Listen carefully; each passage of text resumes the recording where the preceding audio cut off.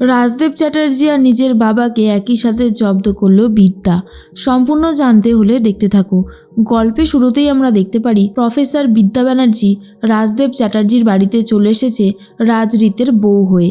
আর আসার পর থেকেই রাজদেব চ্যাটার্জিকে জব্দ করার প্ল্যানে আছে বিদ্যা।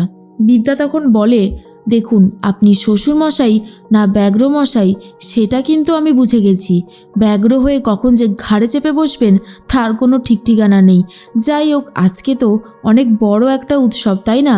তখনই রাজদেব চ্যাটার্জি বলে, হ্যাঁ তো আমি কি করব?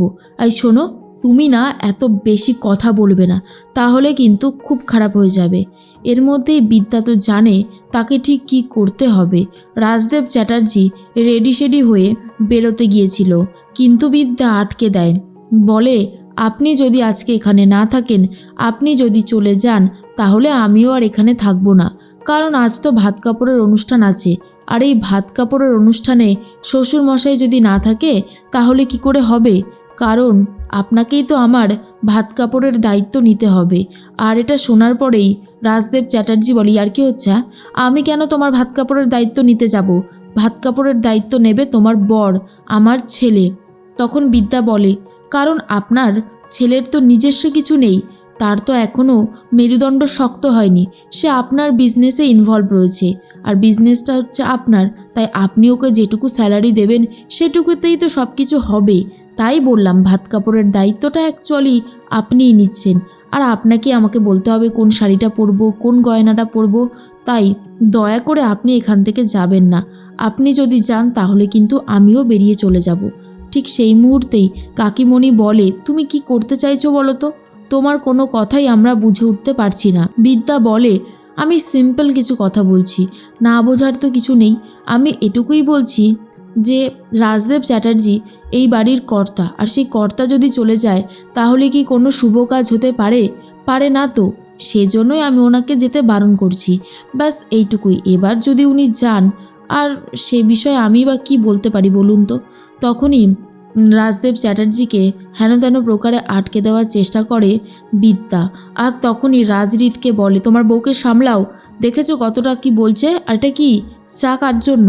তখনই রাজরিত বলে, বউয়ের জন্য চা করে নিয়ে এসেছি। তখন রাজদেব চ্যাটার্জি বলে, বাহ, কোনোদিনও বাবার জন্য চা করে নিয়ে এসেছো? রাজরিত বলেন, না সেটা তো একদমই করিনি ড্যাডি, কিন্তু তো দেখতাম তুমি মাম্মির জন্য চা করে নিয়ে আসতে। আর এটা শোনার পরে রাজদেব চ্যাটার্জি রেগে যায় আর ধমকাতে শুরু করে রাজরিতকে। ঠিক সেই মুহূর্তেই ত্রিধা বলে, আচ্ছা আচ্ছা হয়েছে, শোনো না বিদ্যা, উনি তো কিছুই পারবেন না, আমি বরং তোমাকে একটু সাহায্য করি। কিন্তু বিদ্যা তখন বলে, না, শ্বশুরমশাইকে সাহায্যটা করতে হবে, কিচ্ছু করার নেই। শ্বশুরমশাইকে আমি বাবা বলে ডেকেছি না, সেই জন্যই। এরপর রাজরিত বুঝতে পারে যে বিদ্যা ঠিক কী করতে চাইছে। তখন রাজদেব চ্যাটার্জি বলে, দেখো তুমি কিন্তু অন্যায় করছো। হ্যাঁ, বিদ্যা তখন বলে, আমি তো কোনো অন্যায় করিনি, আমি চাইছি আমার ভাত কাপড়ের অনুষ্ঠানে সবাই হাজির থাকুক, তো এটাতে অন্যায় করার কি হয়েছে? কি যে বলেন না আপনি। আর আপনি একটা কাজ করুন, যে আপনি আমার বাবাকেও ফোন করুন আর তাকেও এখানে ডেকে নিন। আজ সবাই মিলে একসাথে খাওয়া দাওয়া হবে, আনন্দ হইহুল্লোড় সব কিছুই হবে, তাই ওদেরকে ছাড়া তো সম্ভব না, তাই না? এরপরেই তখন রাজরিত বুঝতে পেরে গেছে যে বিদ্যা বেস্ট কাজটাই করছে। দুজন মাথা যারা এই একাডেমিটা তৈরি করতে চাইছেন তাদেরকে একসাথে রেখে পুরো কাজটাকে নষ্ট করে দেওয়ার প্ল্যান করেছে। এরপরে ফোন করেছে রাজদেব চ্যাটার্জি কপিলকে আর বলে, শুনুন, একটা কথা বলার ছিল। সেই কথাটা হলো, আপনার দাদাকে বলবেন যে আমাদের বাড়িতে আসতে, কারণ ওনার মেয়ে নাছোড়বান্দা, ভাত কাপড়ের অনুষ্ঠানে ওনার নাকি দুই বাবাকেই চাই। আর যা অফিসিয়াল কাজগুলো আছে সেগুলো আপনি আর শ্রাবণ সামলে নেবেন। এটা শোনার পর কপিল বলে, কি বলছেনটা কি, এত কিছু দায়িত্ব আমরা পারবো না সামলাতে। তখন রাজদেব চ্যাটার্জি বলে, পারবেন পারবেন, আপনারা পারবেন না কেন, সব কিছুই পারবেন। তারপরেই কাশ্যপ ব্যানার্জির সাথেও কথা বলতে থাকে আর বলে, শুনুন কাশ্যপবাবু, আপনি রেডি সেডি হয়ে চলে আসুন, নাহলে আপনার মেয়েকে আটকানো যাচ্ছে না। সে বলছে আপনি আমি না থাকলে নাকি তার ভাত কাপড়ের অনুষ্ঠান হবে না, কোনো কিছুরই অনুষ্ঠান হবে না। বুঝতে পারছেন তো আপনার মেয়ে ঠিক কতটা নাছোড়বান্দা? এরপর কাশ্যপবাবু বলে, ঠিক আছে, আমি সবটা সামলানোর চেষ্টা করছি। বিদ্যার বাবা বিদ্যার কাকাকে দায়িত্ব দিতে চায়, কিন্তু বিদ্যার কাকা বলে, দাদা এই ব্যাপারটা আমি সামলাতে পারবো না, তুমি চলো, খুব সুবিধা হয়। কিন্তু কাশ্যপ ব্যানার্জি বলে, শুনলে না বিদ্যা কি বলেছে, তাই কোনো উপায় নেই, এখন আমাকে রীতিমতো যেতেই হবে। এরপর প্রফেসর বিবি ও কাশ্যপ ব্যানার্জিকে ফোন করে বলে, কখন আসছো তুমি, ঝটপট চলে এসো, সময় নষ্ট করো না, কিন্তু বেশি সময় নষ্ট করলে কিন্তু হবে না। এর মধ্যেই বিদ্যাকে নিয়ে রাজদেব চ্যাটার্জি ঘরে গেছে, আর সবাই রীতিমতো অবাক, আর জিজ্ঞেস করে, বিদ্যা বলুন এবারে কোন শাড়িটা পরলে আমাকে সব থেকে ভালো মানাবে। তখন রাজদেব চ্যাটার্জি বলে, আমি কি এসব পারি নাকি, হ্যাঁ আমি এসব পারি। রিতা তখন বলে, সেই তো, তোমার শ্বশুরমশাই একদম রং চেনে না গো বিদ্যা, ও কিচ্ছু করতে পারবে না। কিন্তু বিদ্যা তখন বলে, পারবে পারবে, সব কিছুই খুব ভালোভাবে সামলাতে পারবে। এরপর গয়না আর শাড়ি পছন্দ করে দেয় রাজদেব চ্যাটার্জি, আর বলে, এইগুলো পরো, আর কি পরবে, অবশ্য সব কিছুই তো দেখানো হয়ে গেছে।